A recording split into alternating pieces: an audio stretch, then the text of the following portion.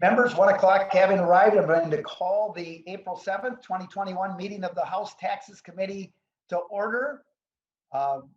Ms. Griska, would you please take the roll? Marquart. Present. Marquart present. Liz Lagarde. Present. Liz Lagarde present. Davids. David's present. Davids present. Agbaje. David's present. Present. Agbaje present. Carlson. Carlson present. Carlson present. Detmer.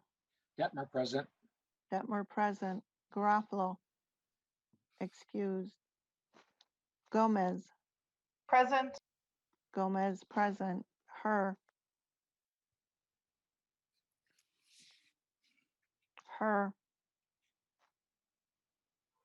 Hertas. Hertas present. Hertas present. Howard. Present. Howard present. McDonald. McDonald present. McDonald present. Miller. McDonald present. McDonald present. Miller. Time are they coming? 12:30. Miller excused. Moran. Moran. Mortensen. Present. Mortensen present. Robbins. Present. Robbins present. Sandell. Present. Sandell present. Schultz. Present. Schultz present. Stevenson. It's okay. It's okay. Present. It's okay. Stevenson present. Swazinski. Present. Swazinski present. Joachim. Present. Joachim present. Her. Moran. Present. Moran present. We have a quorum. Thank you very much. We have a quorum. Representative Leslegard, would you like to move the April 6th, 2021 minutes? So moved, Mr. Chair. Representative Leslegard moves approval of the April 6th, 2021 minutes of the Taxes Committee. Any comments, questions, criticisms?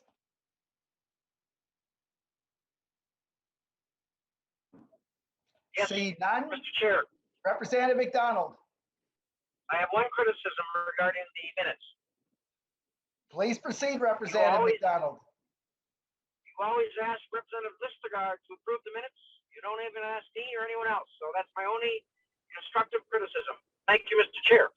Representative McDonald, you be ready. You be ready. All right. Sounds good. With that, members, I'm going to ask you to temporarily unmute as we take the vote on the minutes. All those in favor say aye. Aye. Aye. Those opposed say nay. No.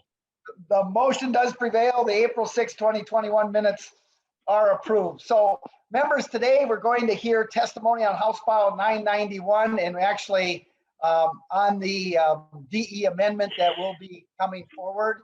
And our first testifier is the Commissioner of Revenue, Commissioner Doty. Commissioner Doty, welcome to the committee. Great to have you here. If you'd please introduce yourself and begin your testimony. Chair Marquart and members of the committee, thank you for our opportunity to testify today. My name is Robert Doty, and I am the Commissioner of the Minnesota Department of Revenue.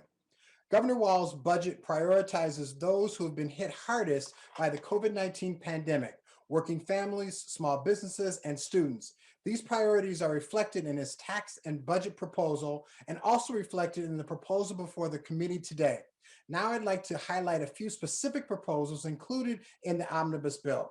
Small businesses receive important support through the extension of the angel tax credit, conformity with federal tax changes, and a needed update to Section 179 expensing. The pandemic and recession have especially hit low-wage sectors such as a restaurant, warehouse, grocery store workers, health aides, and more. Expanding the working family credit to single adults or those who don't claim dependents, as well as younger adult taxpayers who have fewer supports, would help boost the income of many more Minnesotans, including those in low-wage jobs who are doing essential work during the pandemic.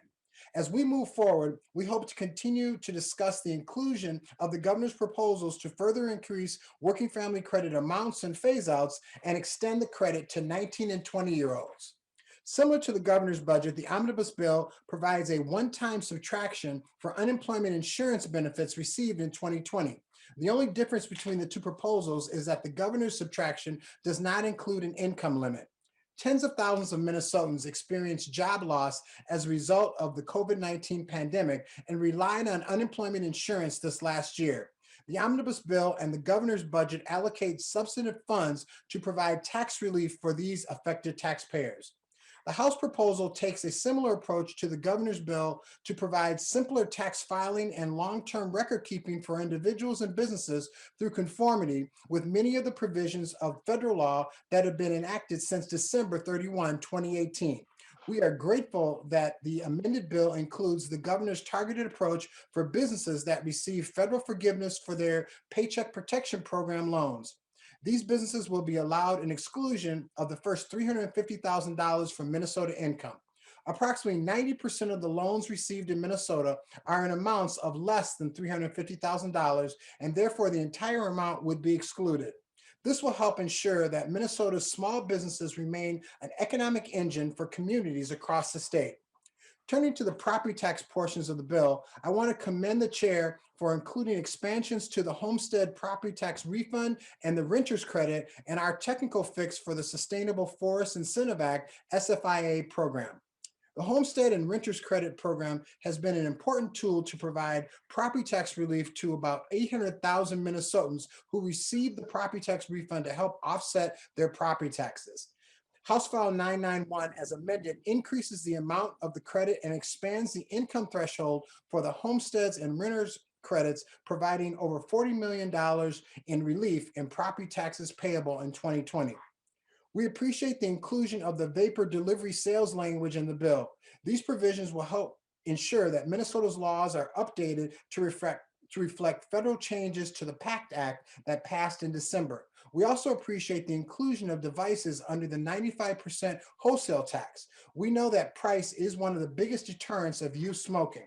Lastly, I want to thank the chair for including many of the provisions in the department's policy and technical bill, as well as many of the recommended tax updates from the governor's budget. We also want to thank you for including proposals that help make these important investments by raising revenue needed. In the coming weeks, we look forward to working with the tax committees to ensure a fair and equitable tax bill for all Minnesotans. Thank you. Thank you very much, Commissioner Doty, and we look forward also in working with you as we move to a final tax bill. Absolutely. Very good. Thank you so much. Members, we've got about 28, 27 remaining testifiers. What I would ask is that we limit that testimony to 2 minutes for each testifier. When you get to the 15-second mark, you'll see Mr. Peterson will have his hand raised. That's a 15-second mark. And then also members, after each testifier, I'll allow a question or two. So after each one. So testifiers, when you are completed, you can leave. We're not going to be coming back to you. So the first testifier then is Maya Olson, and on deck, Irene Fernando. Maya Olson, welcome to the committee, and please introduce yourself and begin your testimony. Chair Marquart and members of the committee, thank you for giving me this opportunity to speak. My name is Maya Olson, and I am completing my 26th year as a substitute teacher. I only recently completed my first year as a school board member in Bloomington. I ran for school board because I grew up in a family of strong public education supporters, and I wanted to make a positive difference in our schools. So it was quite traumatic for me to begin my very first week on the school board, January 2020, having to decide what cuts to make to our school district. There are never good options when you have to make cuts to public schools, which are greatly underfunded to begin with. Since then, both the pandemic and the call to action to fix the inequities in our public school system have created new and pressing needs. Even before then, students were coming to school with inequities, from housing to healthcare, and schools were expected to fix all of this. Schools have been expected to provide mental health care, nutrition, childcare, safety, and more on top of educating children. Public schools specifically are required to take every single student, no matter how great the need, and rightfully so. However, we need the funds to meet their needs. It is time to reimagine how we fund public schools. If we truly value all children, we need to value public education as a top priority. Communities thrive around strong schools, and children thrive when they can be proud of their school within their community. How do we do this? Where do we find the funds? It's simple. We restore our tax system to the way it was before outrageously generous tax breaks were given to the wealthiest among us, including the gift of corporate welfare, a gift that keeps on giving, all while our schools continue to be in great need. Now is the time to give back, not by asking anyone to pay more than their fair share, but simply by saying enough is enough. January will mark my second year on the school board. I respectfully ask that you do what you can to prevent our school district, along with dozens of others, from having to make more devastating budget cuts. Our children deserve better. Thank you for this tax bill, which fairly taxes the wealthiest Minnesotans and begins to adequately fund what our children deserve. Thank you. Thank you very much. Ms. Olson, any questions? Very good. We're going to move to Irene Fernando, and on deck then is Dominic McQuerry. Irene Fernando, please introduce yourself for the committee.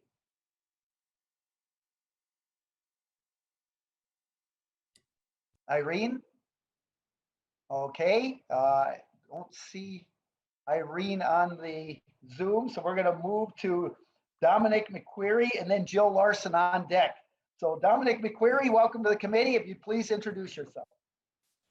Thank you, Mr. Chair and members. A little easier not having to follow Commissioner Fernando. Thanks for the opportunity to testify today. For the record, I'm Dominic McQuerry, Director of Public Policy and Community Relations at the Amherst H. Wilder Foundation. And we are a member of the Together We Rise campaign. I'm here to speak in favor of some of the provisions, including House File 991. First, I'd like to thank the committee for the increased support and scope of the Working Family Credit. The Working Family Credit, similar to its federal sibling, the EITC, has broad support for a reason. It's an efficient tool to provide support to low-income households where the dollars will have a large impact. I would also like to thank the committee for their inclusion of new and ongoing revenues in the proposal, which asks some of the highest earners in our state to pay more. While the overall budget balance sheet is flipped in the right direction, our projected revenue is still below where we were in February 2020. Additionally, the economic recovery has not been felt equally by all Minnesotans, and these economic impacts may extend far beyond this budget or the availability of federal relief funds. People were experiencing homelessness, hunger, long waits for dental and behavioral health care, and more before the pandemic, and these societal shortfalls will unfortunately exist after. The tax code, and therefore the tax committee, holds an immense amount of power to either help us face and tackle these challenges or maintain the status quo. So thank you again for putting forward proposals that recognize how we need to change our system today to push for the state that works for all Minnesotans. Thank you very much, Mr. McQuerry, for that testimony. We do have now Commissioner Fernando is here, so we'll go to Commissioner Fernando and then to Jill Larson. Commissioner, please introduce yourself and welcome to the committee. Thank you, Mr. Chair and members. My name is Irene Fernando, and I'm the Hennepin County Commissioner for District 2, which includes Plymouth, Medicine Lake, Golden Valley, the northern third of Minneapolis, and St. Anthony Village. Over the past year, I have personally observed youth and family homelessness grow dramatically in Hennepin County. As a local elected leader, I partnered with staff leaders and my colleagues in a race against time to expand shelter capacity before the onset of a dangerous Minnesota winter. On the heels of that experience and in my role as the vice chair of the Association of Minnesota Counties Economic Development, Workforce, and Housing Committee, I'm incredibly appreciative of this bill, which recognizes homelessness as an issue in every county. The issue of homelessness does not occur in a vacuum of the metro area. My commissioner colleagues across the state have expressed concern about the growing number of individuals and families experiencing homelessness and housing instability in their counties. Homelessness and housing instability may take different forms across the state. In some instances, people may be staying in their cars or on the couches of friends and family in order to get a roof over their heads.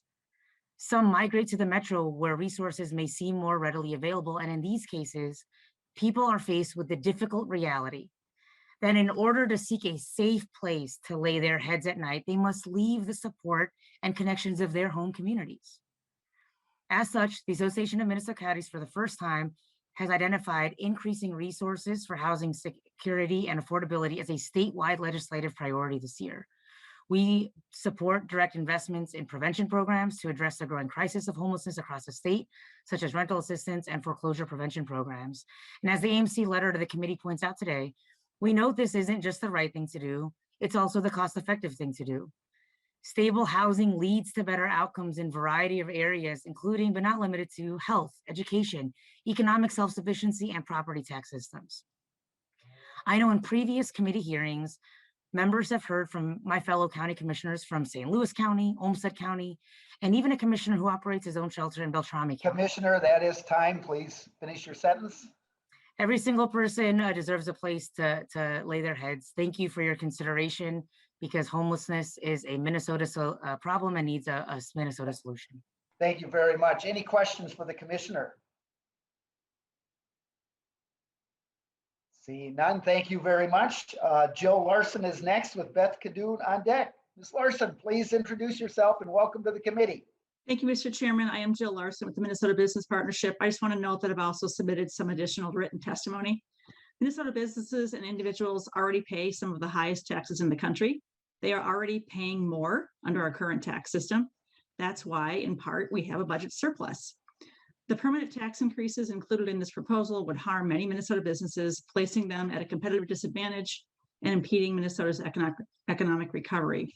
And although we support the small business tax relief, the partnership audit, and the pass-through entity election provisions in the bill, we oppose these tax increases. Specifically, we oppose the 5th tier individual income tax.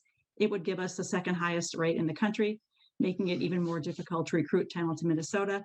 As we've discussed before, the SALT deduction cap in the federal bill makes Minnesota's state income tax rates even more relevant as we compete with other states for high wage workers. Businesses and jobs have become highly mobile, and the COVID pandemic has significantly accelerated the trend toward working remotely. Companies are rethinking their corporate headquarters locations, and many employees can work for a Minnesota-based company from another state. Raising the income tax will only accelerate that trend. We also oppose the corporate tax increase provisions, including taxing previously taxed foreign income and the worldwide combined reporting provision. The foreign income provisions are a significant departure from Minnesota's and all other states' policies and would result in large tax increases on many Minnesota companies. Taxing foreign income at the state level puts our Minnesota businesses at a serious competitive disadvantage with non-US companies. Most countries don't tax income earned outside their country. So these proposals actually give foreign companies an advantage when they compete with Minnesota companies. And the worldwide combined reporting provision would make Minnesota an extreme outlier. No other state has mandatory worldwide. We have a budget surplus, a robust reserve. We're getting federal dollars. We think these tax increases are uncompetitive and unnecessary, and we ask that you not support them. Thank you. Ms. Larson, thank you so much. Beth Kadoun is next, and Bislam Adam is on deck. Ms. Kadoun, welcome to the committee. Please identify yourself. Yes, thank you, Mr. Chair. I'm Beth Kadoun. I'm with the Minnesota Chamber of Commerce. I first want to thank you for the inclusion of some positive provisions in this bill. We appreciate the federal conformity items preventing a state tax hit, as these items were provided federally in order to mitigate the COVID-19 fallout and to keep more businesses viable and more people employed. We, however, strongly urge you to adopt full conformity on the PPP loans. Minnesota should not be penalizing businesses that had to take larger loans because they had more employees that they were retaining. Minnesota should join the majority of the states, including all our neighboring states, that are not imposing this state tax hit. We also continue to urge early passage, as the lack of conformity has resulted in great uncertainty and hardship for many businesses. We also thank you for the inclusion of the pass-through SALT cap provision, the partnership federal audit updates, the property tax levy reduction, the angel tax credit, the Section 179 clarification, and some targeted relief to hard-hit industries. However, we note that most of the tax relief is temporary in nature, whereas the tax increases are permanent. These would make Minnesota an extreme tax outlier, and they're imposed at a time when the state is running a large surplus. There are billions of federal funds coming into the state coffers, and our economy is coming off the worst economic downturn in 70 years. These permanent tax increases would undermine investment, entrepreneurship, talent, recruitment, and retention, all items that we need for our growing economy. Specifically, we oppose the new 5th tier. Minnesota, as was mentioned, would have the 2nd highest rate just behind California. State income taxes are more relevant in today's world of increased mobility, telecommuting, and with the federal SALT cap. This also hits many businesses. This will take cash out of the private sector that is needed for those businesses to hire employees and grow their businesses. We also oppose the corporate income tax changes on foreign earnings. Minnesota's economic success relies on our ability to compete in a global marketplace. There's a good letter from the COST, the Council of State Taxation, that I would suggest you look at regarding how this really would put Minnesota at a huge competitive disadvantage. We urge you. Ms. Kadoun, time. Go ahead and finish up. Thank you. We urge you to advance policies to help in Minnesota's recovery and not impose these additional tax burdens. Thank you. Thank you very much. Any questions for Ms. Kadoun? And members, I forget after each witness to say that. So if you've got a question, just raise your hand quickly and I can come back, but I forget from time to time. All right, thank you very much. Next up, Abdisalam Adam, and then on deck, Harmony Graves. Abdisalam Adam, welcome to the committee. Good morning, good afternoon. Can you hear me? We can. Please introduce yourself and begin your testimony, and welcome. Thank you. I'm Abdisalam Adam. I'm a Fridley School Board member. This is my 3rd year. And also I'm assistant principal at Highland Park Senior High School in St. Paul. I'm a lifelong educator. I've been an ELL teacher and then became an administrator 4 years ago. And I'm here to support ELL programs as well as increasing teachers of color within our school system. And the reason for that is that Minnesota has been struggling with this persistent education gap that students of color are not achieving as well as they're supposed to.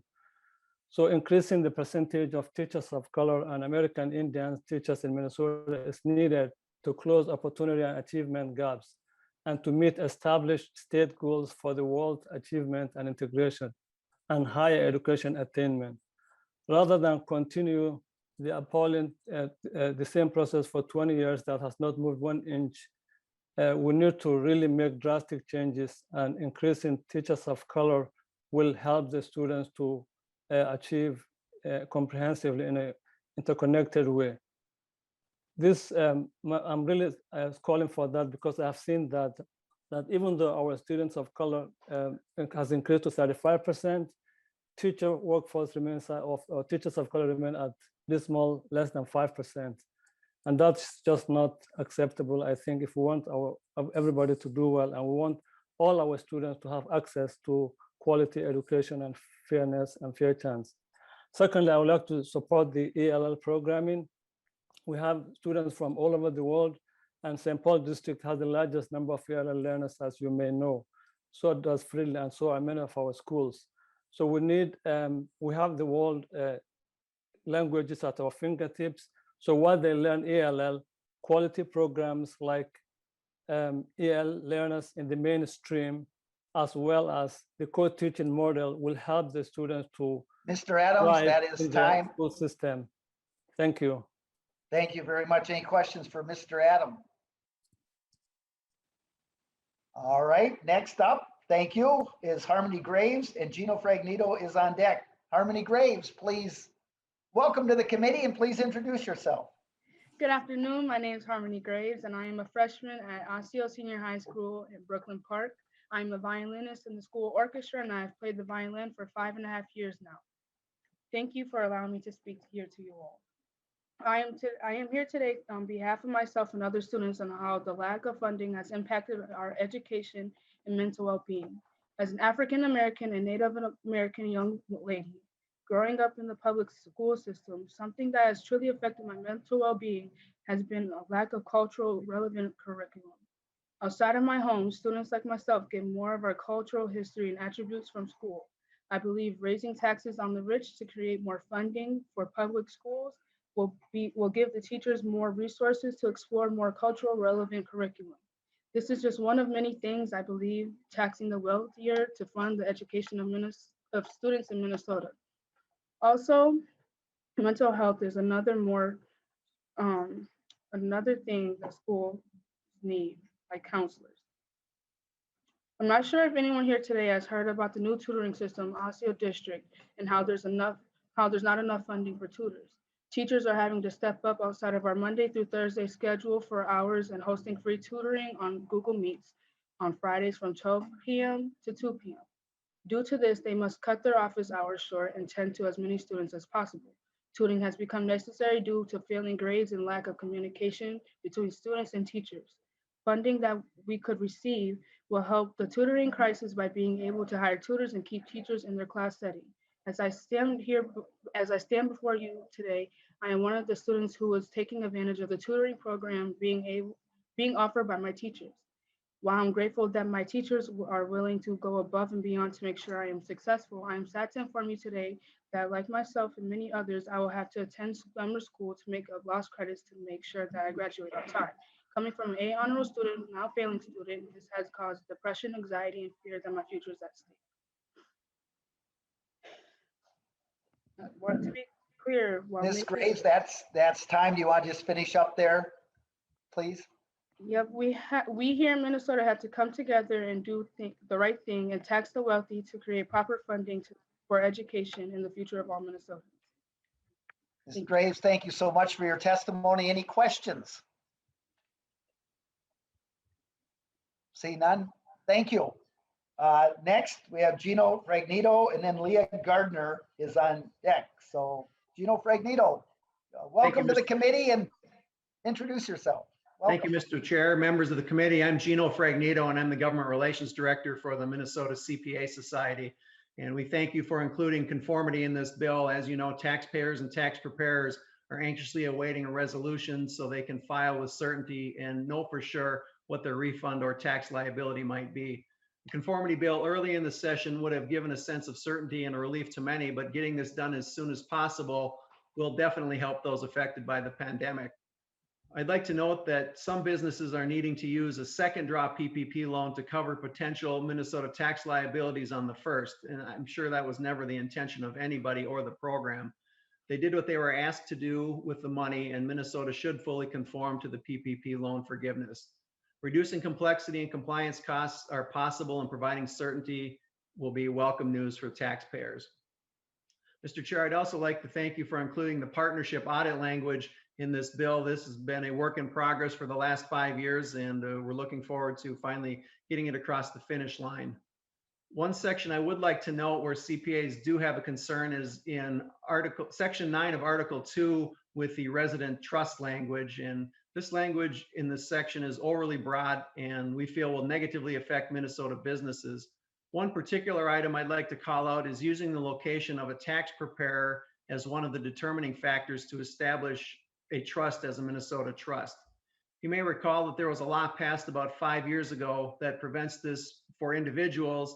Now it's being applied to the tax return preparer as a factor for trust residency. This will deter trust from using Minnesota accounting or other administrative services and frankly drive the business to other states. Mr. Chair and members, technology allows us to receive services from anywhere in the world. Why would we discourage doing business with Minnesota advisors?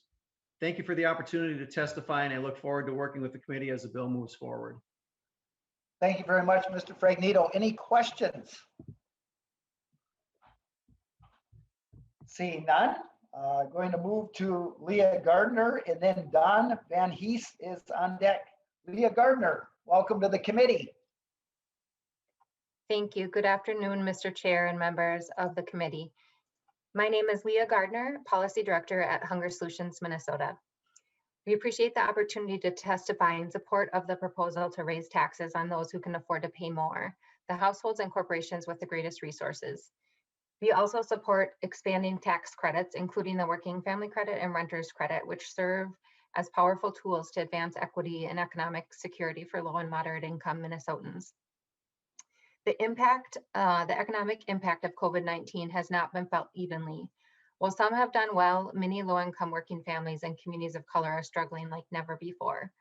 Hunger has reached unprecedented levels, including as many as 1 in 5 Minnesotans experiencing food insecurity, and nearly double that rate for communities of color. In tough times, Minnesotans take pride in taking care of one another. Unfortunately, we're just becoming aware of proposed cuts in several food access programs. We can afford to do better. History tells us that those hit hardest by the current economic downturn will be the last to recover, and we must continue to rise to the occasion and leverage the resources necessary to support those struggling to make ends meet. Thank you very much for the time today. Thank you very much, Ms. Gardner. Any questions? Very good. If not, next up is Don Van Hees, and then Carrie Jo Felder is on deck. So Don Van Hees, welcome to the committee. Please state your name, begin your testimony. Thank you, Mr. Chair and members of the committee. My name is Dawn Van Hees, and I am the Community Services Director and Agency Planner for the Lakes and Pines Community Action Council in East Central Minnesota. I oversee the tax assistant program at Lakes and Pines and have had the privilege to help ensure that customers in our community are receiving the tax benefits they are eligible for. Thank you for the chance to talk to you today about the Working Family Credit. At Lakes and Pines, year after year, we hear families' excitement when they realize they are getting this credit back. Recently, we received a thank you card in which the customer shared their relief that they felt when they received this tax break. Another family shared, I receive the Working Family Tax Credit each year on my tax return, and it gives me more money to pay my bills and put food on the table. Expanding the tax credit would provide more support to more workers across our state, along with supporting our local business community with increased revenue, which is significant in rural Minnesota. I would like to encourage the committee to consider adopting some of the governor's proposals to increase, like increasing it for the families with children and expanding eligibility to 19 and 20-year-olds. Often we hear how just this extra money can pay for groceries for the whole year or assist with the rent payments. As the director of our volunteer income tax assistance program, I've also seen the importance of offering taxpayers assistance to accurately file their returns and claim the credits they're eligible for, including the Working Family Credit. We saw that there is a proposed increase to the funding for taxpayers assistance being considered by the State Government Finance Committee, and I wanted to emphasize how important that assistance is for helping workers access this and other credits. Thank you for your time and for supporting low-income working families. Thank you so much for your testimony. Any questions? Next up is Carrie Jo Felder, and I do want to remind the public and members that there were also a number of letters that were received by the committee, and that is on the House of Representatives Taxes Committee website. And if you go to the lower right, you will see all of those letters also. So besides the testifiers, there are also a number of letters that have been brought forward also. So next up then is Carrie Jo Felder, and on deck is Katie Mastel. Carrie Jo Felder, welcome to the committee. Please introduce yourself. Thank you. My name is Carrie Jo Felder, and I'm a prior school board member for Minneapolis Public Schools, and I'm a parent of 2 students in middle school. And I just wanted to come today to say that I would like to see education fully funded. As a school board member in Minneapolis, we started off from millions of dollars deficits every single year. And excuse me, I just know that it would really make a difference when you're starting from a $33 million deficit and you really have to take care of those kids for everything everyone's been talking about. If it's for housing, if it's food insecurities, trauma, all of those pieces, crime, that all stems from not having a great education. And that's something that we really owe our youth. One of the things that I've also noticed that it's been expanding to the metro areas and other suburbs. When you have to fully fund special education that the state doesn't pay us fully for anyways, that is a huge, huge piece of it. And our students really deserve the best. They really deserve it. And when we think about the future and what we want to see in the future, it is very important that we give them the education that they need now, because we'll be paying for it twice as much, 3 times as much further on down the line. And I know that's something that, we all don't want to do. We would like to see all of those programs go away because everybody's taken care of. They can get a good job. They can buy a home. They can eat well. And all those things stem from education. And so I would really love to see the money go towards fully funding education and realizing that the kids are our future. Another piece of it is teachers of color. Our kids need to be able to see each other. And so teachers of color are very important to put in front of our students because they know they can. at that certain point in time, whether it's kindergarten or later on down the line. I think that that's very important. I just really want to bring forward again, you know, the crime pieces that we might be seeing is a direct result of not having a great education and being accepted into those jobs in that arena. And that's on all of us. And if we are really serious about wanting to see those numbers go down and those pieces go away and neighbors taking care of each other, we really have to take a look at what we're putting into our education, because we're getting out of our education That is exactly what we're time. putting into it. So thank you very much. Thank you very much. Any questions? If not, next is Katie Mastel, and Lori Higgins is on deck. Ms. Mastel, welcome to the Tax Committee, all the way here from Fargo Moorhead. Good Yes. afternoon. Please introduce yourself and begin your testimony. Good afternoon, Chair Marquart and members of the House Taxes Committee. My name is Katie Mastel, and I serve as the Vice President of Public Policy at the Fargo Moorhead-West Fargo Chamber of Commerce, situated right on the border of Minnesota and North Dakota. Thank you for the opportunity to provide testimony in regards to House File 991, the Omnibus tax bill. On behalf of our over 2,000 chamber member businesses, we support full federal tax conformity for PPP loans and are deeply concerned with the permanent tax increase of the new fifth tier. PPP full federal tax conformity is our number one priority this session. Thank you for moving in the right direction with this issue with the partial tax conformity. Though well-intentioned, this just doesn't go quite far enough. During the pandemic, the state has had to make many tough decisions, numerous which consequently negatively impacted business. While these same businesses now begin to rebuild from the economic devastation of closing their doors and halting business, they will now face an unexpected tax hit from the state on the federal support that they received. Tax conformity is one area where the state can step up and support our business community. This urgent need should not be delayed any longer. And with our unique bi-state position, we experience everyday struggles of border city competitiveness. And on this particular issue, our North Dakota neighbors just across the river don't have the burden of a state tax hit on the federal support they received. So additionally, House File 991, we are deeply concerned with the permanent tax increase, as it will cause us to be a severe outlier, harming the competitiveness of the region. On behalf of our members, we urge your support of full federal tax conformity for PPP loans without further delay. Thank you for your consideration. Thank you, Ms. Mastel. I have one question for you before I go to Representative Swazinski. Would you rather have gone and done this on Zoom or spend 8 hours in the car driving back and forth from St. Paul, Ms. Mastel?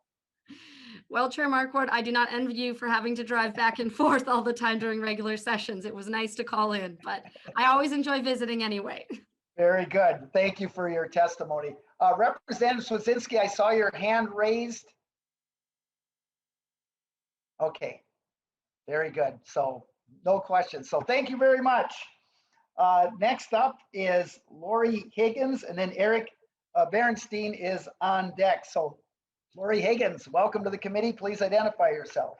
Thank you very much, Mr. Chair and committee members. I'm Lori Higgins, president of the MetroNorth Chamber of Commerce, which represents over 700 businesses throughout the North Metro. We have worked extremely hard over this past year in providing resources and assistance to businesses large and small. Some have survived and some have not, and the stories we have heard from employers have been heartbreaking. Today, I'm asking you to support your Minnesota employers by supporting full PPP tax conformity, and to do so as soon as possible. Struggling businesses who took a PPP loan saw it as a lifeline to keep their doors open and employees employed. To be forgivable, you had to spend it on bringing back your employees and other hard expenses. It was not money used going to the bottom line. I'd like to read portions of 2 testimonials. The first is from a restaurant owner who opened shortly before the pandemic began and barely had a chance to get started. She says, as a restaurant owner struggling to stay afloat, the PPP funds helped us cover some expenses. Those funds were not income earned or any profits that our business took, and the funds have since been depleted. Taxing PPP funds might be the last straw that forces businesses like myself out of business permanently. We have also heard from many of our CPA and accounting firms who are experiencing extra burdens due to the delay in a decision. One CPA wrote to me, tax season is hard enough without the nonconformity issue, but even worse is that Minnesota is taxing money that is to help businesses. There's a large surplus, and we should not have more businesses moving to neighboring states that have conformed to federal. And of course, it makes the CPA's life that much more miserable when we have to extend or amend returns for their late changes. So 2 very different perspectives, both important for you to hear. And lastly, I would ask that you consider full tax conformity. Please do not create artificial winners and losers by taxing those who received more funds than others because they had more employees and more expenses. Those businesses were deemed as qualified to receive a loan due to their hardship.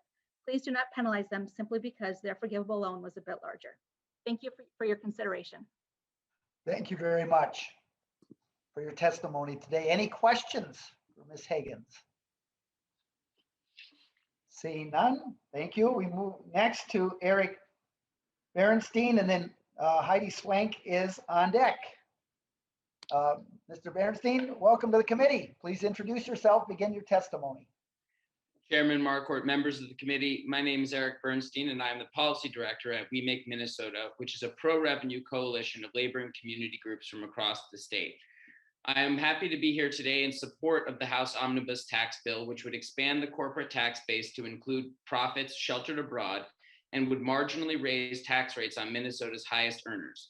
The bill would also expand many low-income tax credits, improving the progressivity of Minnesota's overall tax code.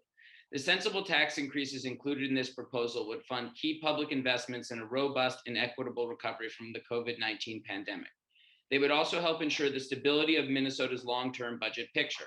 Although recent estimates projected a substantial surplus for the 22-23 biennium, the majority of these excess funds are comprised of one-time money.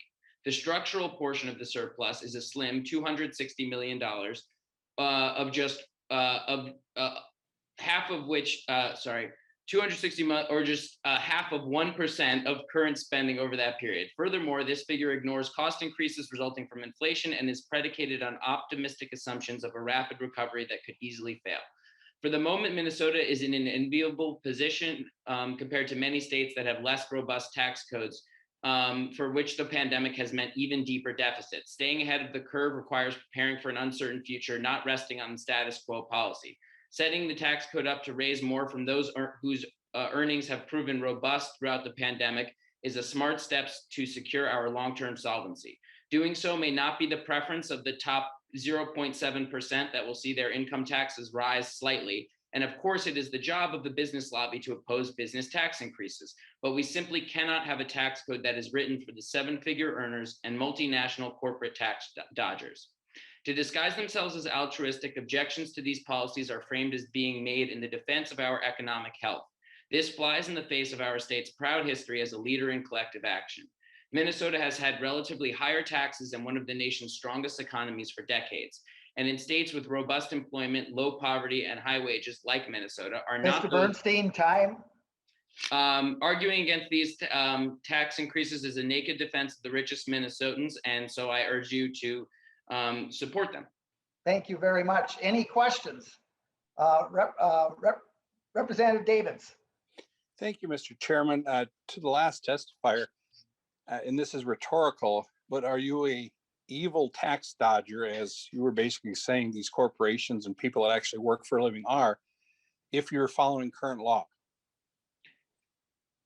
I don't need to answer that, but Okay, I don't very need good, to answer very that, but good. it's interesting how we got these tax dodgers and these awful people that are just following the law. Thanks, Mr. Chairman. Thank you. Any other questions? Thank you very much. We will move to Heidi Swank, and on deck is Nan Madden. Heidi Swank, there you are. Welcome to the committee. Please identify yourself. Thank you, Chair Marquart and members of the Tax Committee. My name is Heidi Swank. I'm the Executive Director of Rethos, Minnesota's statewide historic preservation nonprofit. I'm here today representing the coalition that is Revitalize MN, as a group of over 35 nonprofits, construction trades, developers, individual constituents, and private businesses working to save Minnesota's state historic tax credit. As you know, this tax credit was passed in 2010, and since then has created 144 projects spanning the entire state, has created more than 18,000 jobs for our workers, and generated more than $3.5 billion in economic impact. We're here to thank you and the committee for including the Minnesota's Historic Structures Rehabilitation Tax Credit in the Omnibus tax bill and extending that sunset to 2029. The coalition looks forward to working with this body and the rest of the legislature throughout the remainder of this legislative session. And once again, thank you for supporting our state's workers and our historic spaces. Ms. Swank, thank you for your testimony. Any questions? Very good. Thank you. Next, we have Nan Madden, then on deck, Wahi. So, Nan Madden. Thank you, Mr. Chair and members. Welcome to the committee. Thank you. My name is Nan Madden. I'm director of the Minnesota Budget Project. It is urgent and necessary to address the disparities and disinvestment that existed before the pandemic hit, from affordable housing to childcare to the barriers limiting opportunities for Minnesotans of color. The state's February forecast showed an improved budget situation, but general revenues are still below what was projected in February 2020. Additional federal funding coming to the state is good news, but those resources are temporary and are not a substitute for sustainable new revenues. It makes sense for those with the most resources to contribute a bit more in order to ensure Minnesotans can get through the pandemic and its harmful impacts and build a stronger, more equitable future. We particularly support creating a new fifth income tax bracket on taxable income above $1 million. This is a strategy that Minnesota has successfully used before. The fourth tier, passed in 2013, contributed to a fairer tax system and funded education investments across the state. This is a policy that a majority of Minnesotans support. We also support expanding the working family credit and renter's credit, which would improve the economic well-being of lower income seniors, people living with disabilities, workers, and families. The working family credit expansions would boost the incomes of lower income workers, expand eligibility to workers and families currently left out, and would prevent additional hardship for workers who lost jobs or wages during the pandemic. We also encourage you to consider the additional working family credit expansions for younger workers and families with children in the governor's supplemental budget. Expanding the renter's credit is also a way the bill recognizes the longstanding shortage of affordable housing, and it is well targeted to Minnesotans who struggle to afford their housing and other basic necessities. Thank you for these efforts to meet Minnesotans' needs today and create a stronger, more equitable recovery. Thank you. Thank you very much. Any questions for Ms. Madden? Very good. Thank you. Next up, Bharti, Wahi, and on deck, Max Hall. So, Bharti, Wahi, please introduce yourself. Thank you. Good afternoon, Chair Marquart and members of the committee. My name is Bharti Wahi, and I'm the Executive Director of the Children's Defense Fund of Minnesota. I am always excited to testify in tax committee and to talk about the connection between tax policy and child and youth well-being. As we've seen these past few months at the federal level, tax policy is an important mechanism that can help children, youth, and families achieve greater economic security. Geographic, economic, and racial inequities have long created barriers for children and youth prior to the pandemic, and these have only been exacerbated during this time. And that we know that while some Minnesotans have prospered, others have struggled. I want to highlight our support of the working family credit. It is a proven policy and a critical tool to help support economic stability of families. Expanding it, particularly to young adults ages 19 and 20, makes sense in both the immediate and long term, because we know even small increases to income and support can have positive impacts on families. We also want to express our support of the fifth tier income tax, calling on the support of those who have prospered during this time is critical as we move into a period of recovery, so that we can ensure all Minnesotans are recovering together moving forward. We will need the necessary revenue for child and youth investments that ensure healthy births and bonding with caregivers, to ensure that families have the economic support they need to meet basic needs, to ensure that all children and youth are able to recenter academically and socially, emotionally, and finally, to address the barriers I spoke of that have left children in greater Minnesota, children in low-income households, and children of color marginalized in our community. Increased revenue and expansion of the working family credit, combined with other supports, can help ensure children and youth can thrive, and that our tax policies are aligned with our values during COVID and as we move to recovery. We can't rely on only the federal supports to help us get through this time. We need to make the necessary investments for a stronger Minnesota. Thank you. Thank you very much, Ms. Wahi. Any questions? Thank you. Next up, we have Max Hall and then Erik Skoog to follow. Max Hall, please introduce yourself. Great. Thank you, Mr. Chair, members of the committee. Max Hall, Public Affairs and Political Action Director with AFSCME Council 5. We represent about 43,000 state, county, and city employees throughout the state. We want to express our strong support for House File 991. One of the best and most significant ways of truly showing support for the working class is through the tax code. And our union is proud to support this bill that proposes a fifth-tier income tax on married couples who earn more than $1 million per year, expanding and increasing the working family credit to more Minnesotans, and the expanded definition of eligible workers claiming this credit, as well as fairly raising taxes on large corporations holding their profits overseas through the global intangible low tax income, the GILTI provisions contained in the bill. All tax bills need to be looked at and put into context. The 2017 Tax Cuts and Jobs Act, the TCJA, has proven to be disastrous for our state and country, and a recent report by the Institute on Taxation and Economic Policy showed that more than 55 of the country's largest corporations like Amazon, Xcel Energy, and others paid nothing in federal taxes in tax year 2020. But in fact, many of them received tax refunds while earning billions of dollars in profit.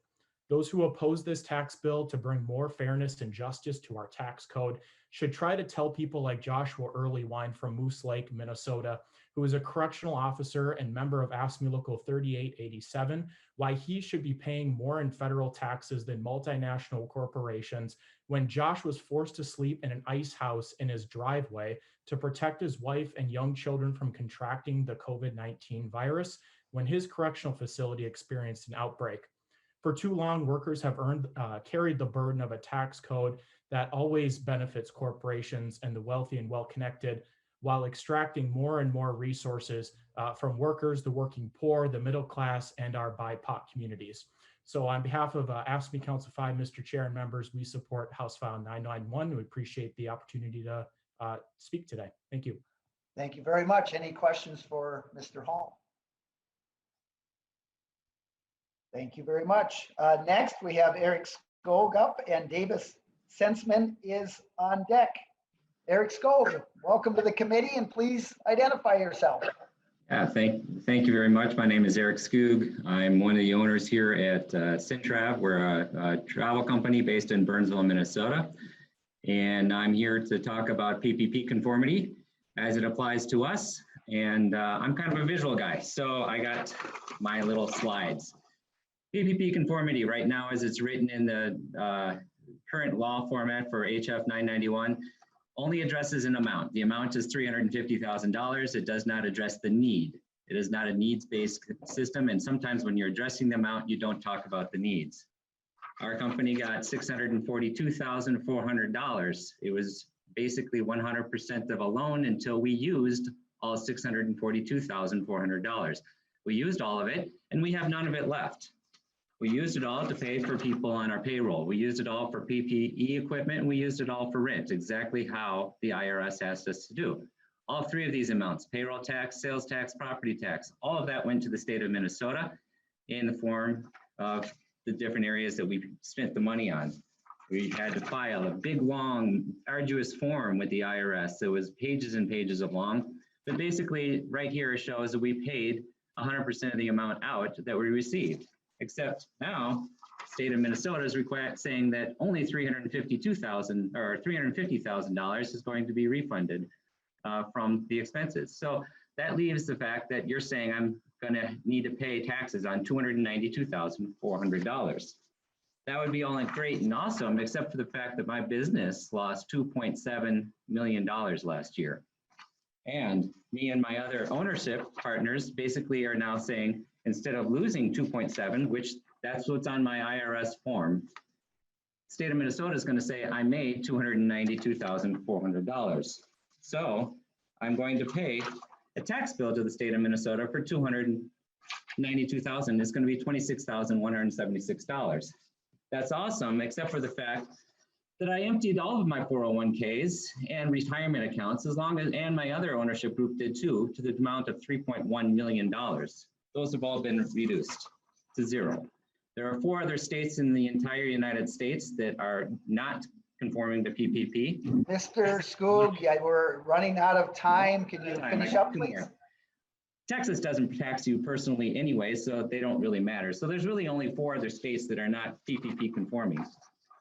My address again, please fix it to not be amount, but to be the need. If you want an idea about how to fix it, what you do is you look Skoog, at 2019. that's time. Yes. Thank you. And I appreciate your technology. That's kind of where I'm at. Very simple. So I appreciate that very much. Yeah. Any questions? All right, thank you much. We'll move next to, thank you, Mr. Skoog. Davis Sensman and then Carrie Edelman is on deck. Davis Sensman, welcome to the committee and please introduce yourself. Thank you, Mr. Chair and members of the committee. My name is Davis Sensman. I'm the co-chair of the advisory board of the Main Street Alliance of Minnesota, an organization of Minnesota small business owners. And as you all know, Minnesota small businesses across the state have weathered the worst possible economic environment in the past year plus. The recovery from this will likely take many years, but can be hastened by many of the provisions in HF 991. MSA was relieved to see that the bill provides vital federal conformity for PPP loans up to $350,000, thereby avoiding an unexpected tax burden for over 90% of Minnesota small businesses who received this emergency lifeline. As a reminder, in order for those funds to be forgiven by the IRS, they had to be used primarily for payroll and within a very limited amount of time. Because our Minnesota small businesses were prevented from reserving any of those funds for tax liability, we are extremely grateful that HF 991 conforms with the federal exemption of PPP funds for taxable income up to $350,000. We are also glad to see the creation of a 5th-tier income tax for the absolute highest earners in the state. The very few married couples in Minnesota who own over $1 million jointly have in recent history paid far less in federal taxes than the richest Minnesotans of the past. This tax is widely supported by and will not at all impact hardworking small business owners who provide nearly 50% of our jobs and have a median income of less than $50,000. We also appreciate that the bill requires corporations to finally pay taxes on guilty and funds stashed away in tax havens. Like the 5th-tier income tax, I can assure you these additional corporate taxes will not hurt Minnesota's entrepreneurs and small business owners. The small business owners across our state have certainly learned in the past year how fast a completely unexpected issue can wipe out any anticipated surplus. It is our hope that our legislature and governor will heed this lesson and not allow an anticipated surplus or one-time federal rescue funds to prevent them from raising additional revenue now. Thank you. Thank you very much for your testimony. Any questions? Seeing none, thank you very much. Next is Carrie Edelman and then Christy Ransom is on deck. So Carrie Edelman, welcome to the committee. Please introduce yourself. Thank you. Thank you, Chair Marquart and members of the committee. My name is Carrie Edelman and I live in Eureka Township in Dakota County. I'm a home care worker and a member of SEIU Home Care, Healthcare Minnesota.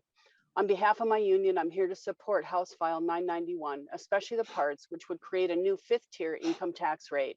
Our union, which represents 50,000 members in hospitals, clinics, nursing homes, and self-directed home care, believes we need to raise this revenue to fund essential workers in healthcare, childcare, education, and most especially a new contract for home care workers.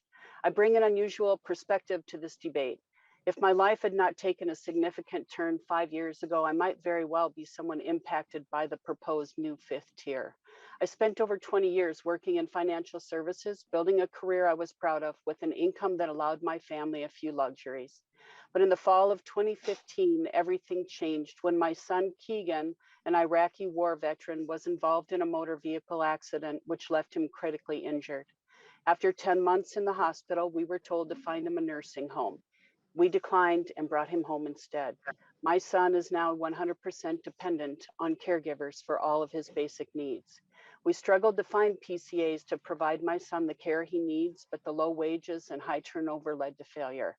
Without any alternative, I decided to give up my 6-figure career to take care of my son. And now, instead of funding my 401k, I'm hoping the new SEIU contract will raise the minimum wage for home care workers to $15.25 an hour. If I knew then how hard PCAs worked and how little they get paid and how much they mean to the elderly and disabled, I would have been happy to pay a little more extra in taxes myself so that we could raise their wages and address the workforce shortages. As someone who's been fortunate financially, I think most Minnesotans with similar success would be willing to pay a little bit more to support those who care for the elderly and disabled. Thank you for your support. Thank you very much. Any questions? Very good. Thank you much. Next is Christy Ransom, and Mike Hickey is on deck. Christy Ransom, welcome to the committee.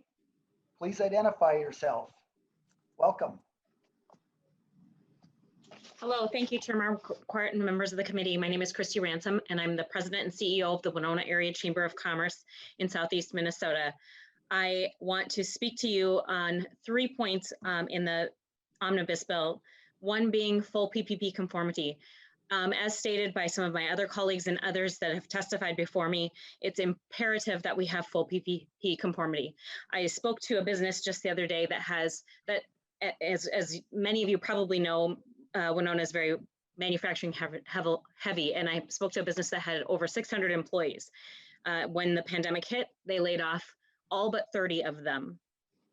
All of them would have continued to be on unemployment for several months had the PPP loans not been available to them to pay for those employees to come back. They are an industry that was without funds for about 7 months of last year.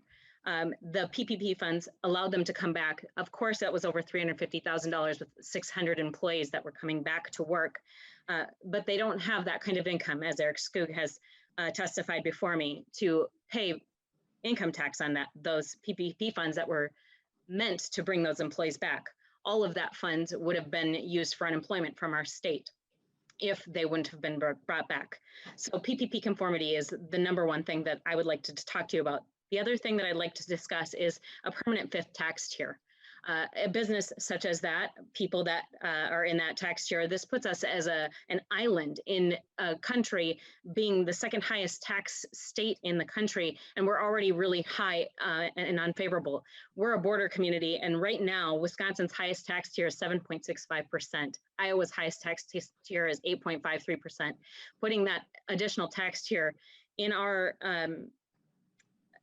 income taxes would put us at 3.5% higher than our nearest neighbor in Winona and 2.62% higher than Iowa. We already fight to keep our businesses here when they look to expand because they're looking to expand across our borders.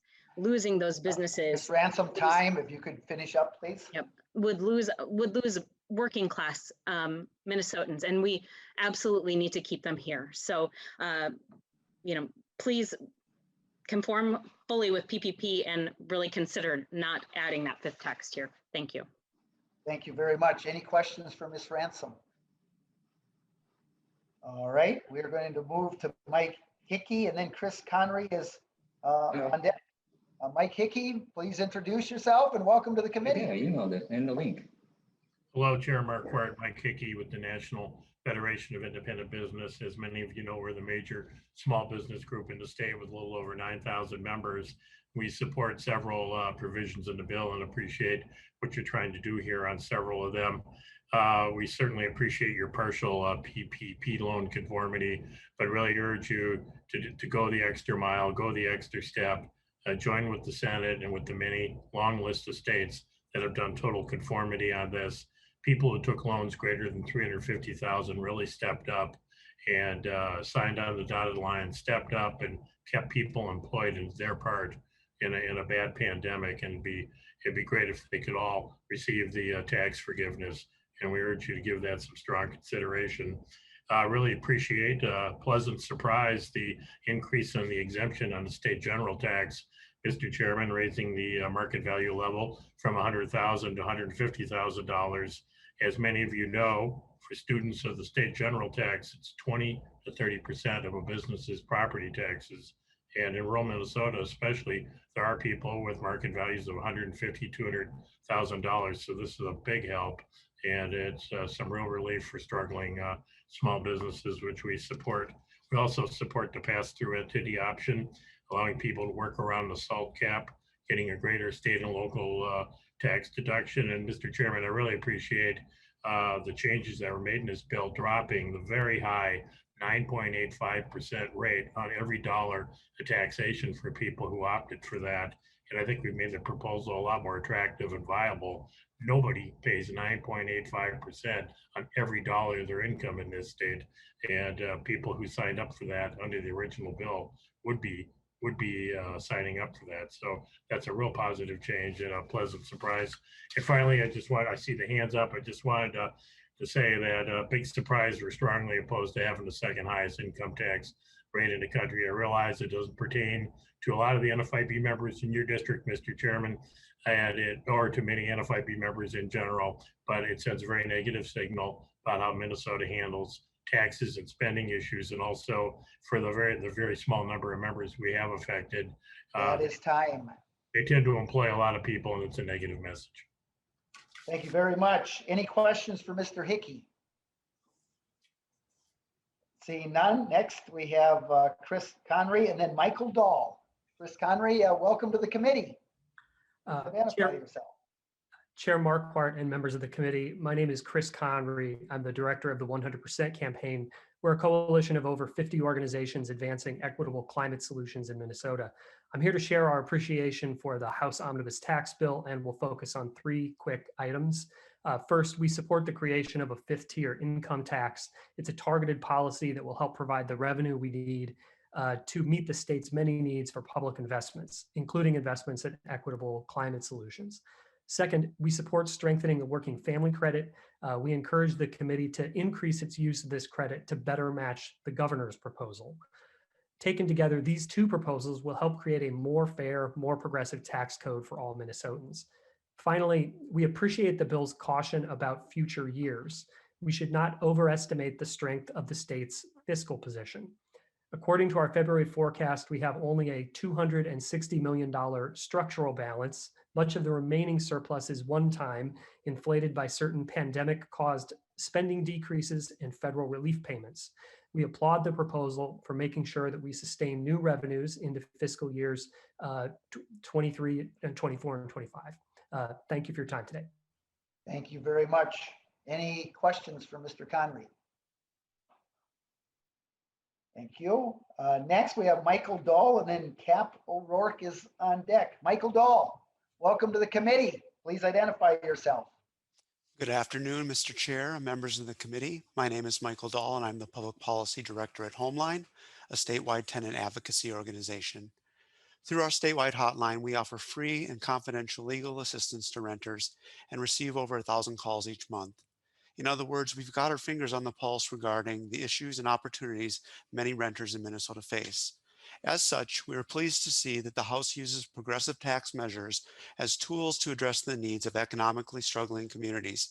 For example, Homeline often helps tenants who note that the renter's credit is a critical asset. The relief provided by the renter's credit is urgently needed for people already struggling to afford rent. As reported by the Minnesota Housing Partnership's State of the State Housing 2001 report, in the last 2 decades, the median renter income has decreased by 1%, yet the median gross rent has increased by 14%. Renters just can't keep up. Based on our conversations with tenants, renter's credit helps them catch up with buying things they really need. The renter's credit allows people to buy essential daily items like cleaning and laundry supplies, toilet paper, soap, non-perishable food items, and the list goes on. They also support the renter's credit, use the renter's credit to pay for expensive necessities like eyeglasses, insurance, car repairs, dental care, and medications. Also, because the credit is available towards the end of summer, school supplies and kids' clothing are also on the renter's credit list. Thank you so much for the increase in the renter's credit. Indeed, it is a critical asset to Minnesota renters. Thank you for your time. Thank you very much. Any questions for Mr. Dahl?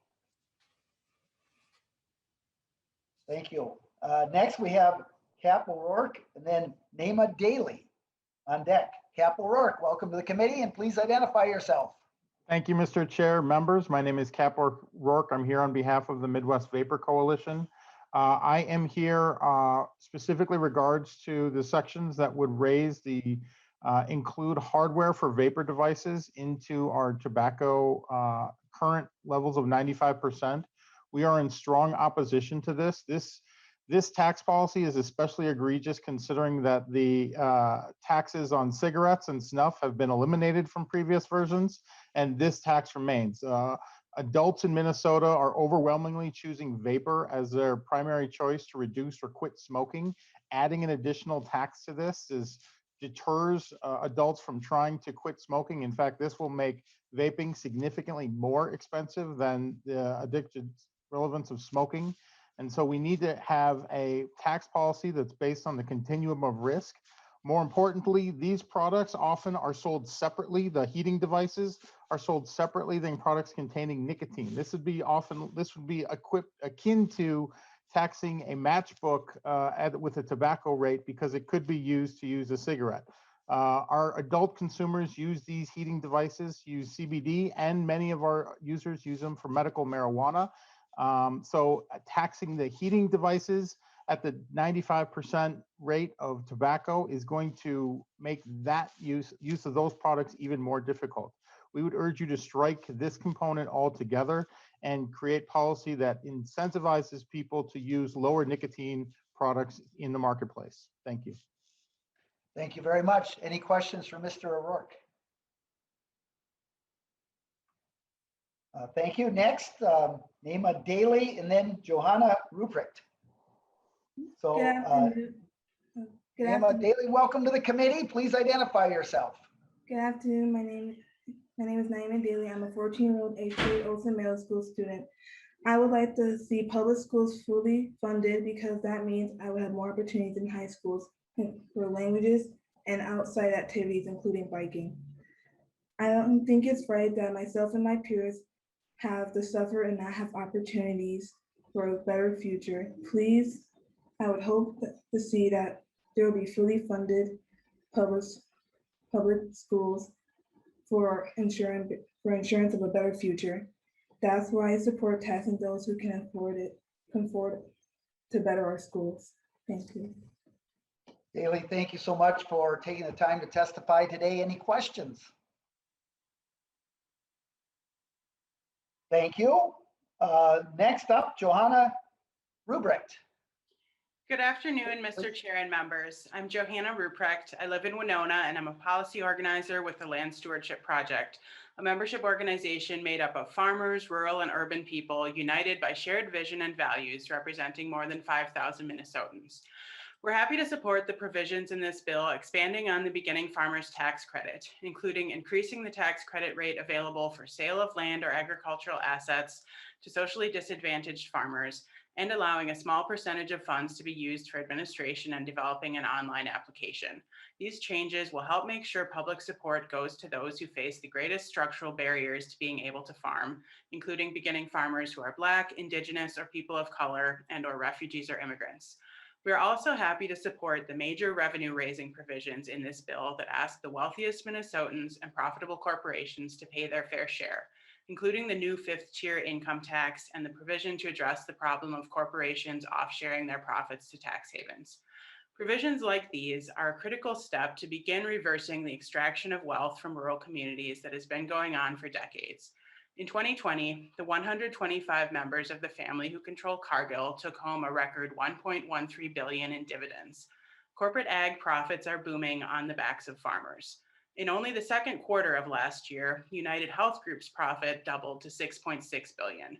Corporate healthcare profits are booming while rural Minnesotans struggle to get the care they need. The top paid 50 CEOs in Minnesota took home a combined $378 million in total compensation in 2019. The money is there in our society to fund the investments we need. It simply needs to be reclaimed from those wealthiest few who are hoarding it. Rural communities desperately need investment in soil healthy farming practices, in healthcare, childcare, education, paid family leave, broadband, and more. Thank you. Thank you very much. Any questions? Very good. Members, those are the testifiers. I want to really thank all the testifiers for keeping us on time. This has worked out great. So tomorrow we will meet at 1 o'clock. We will move the DE1 amendment. We'll do an author's amendment also, and then entertain all other amendments. As I mentioned yesterday, there's no 24-hour limit. but try to get those in as soon as possible so staff can get those done, but also so we can get those posted before the 1 o'clock meeting tomorrow. So, I mean, try to get things in by tomorrow morning. Also, if you want, if there's a bill that you want to use as an amendment, just use the bill. You don't have to have staff rewrite anything up. We'll make it work and so forth.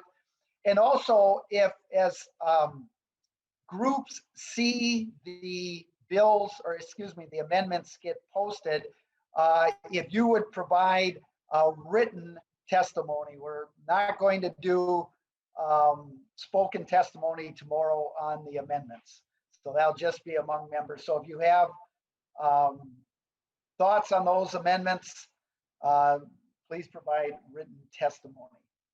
So members, with that, and so we will meet tomorrow at 1. We also, again, as a reminder, will meet Friday at 1. And also tomorrow, tomorrow we'll be then voting on the bill, the amendments, but also voting the bills to Ways and Means.